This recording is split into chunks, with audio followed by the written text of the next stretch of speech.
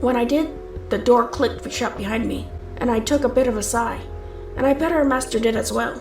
Without me knowing, he tipped his hat and looked downward. All these years he wanted to protect us, but now we were going on a grave mission that two little boys shouldn't be going on. For whatever reason, it was...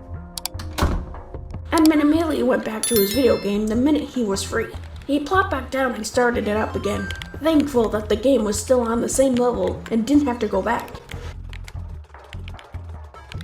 He thought with the rest of the day he could straightforwardly beat the game he's been working on. His eyes were glued to the screen and I could only hear button mashing all over again.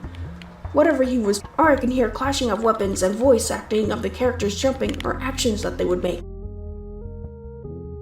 They were actually pretty old games from a long time ago. About 1,000 years ago that our master bought at a tag sale of all things. Even surprised that they were still in good shape, especially from so long ago. Turns out, growing up, our master sort of had a liking for games. But old retro ones, which he gave to Edmond when he figured he was old enough to take good care of them. Old hero games and such, some, what do they call them? Indie games? Nothing of the high-end games there are now. That, and nor did our master at this time wanted Edmond to have such high-end gaming yet. Most these days are even rated MM, which meant mass maturity. Only meant for 16 years or higher to play because of what it can be. Instead of clicking on a controller, you kind of put yourself in the game.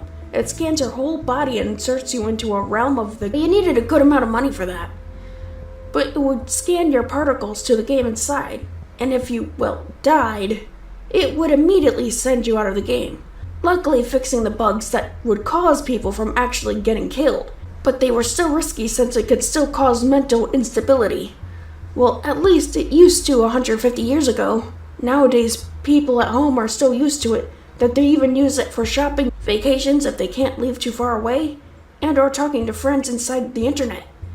That you can actually meet and greet anyone you want. Heck, there's even something like the mall that a shopping mart did online for people who didn't have time to leave the house or have specific needs or meeting up with people online to shop together.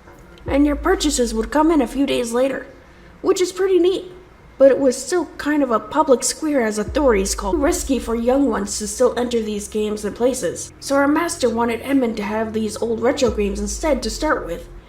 He knew eventually Edmond would get into those kind of games. Now getting them out, it was probably the bigger pain.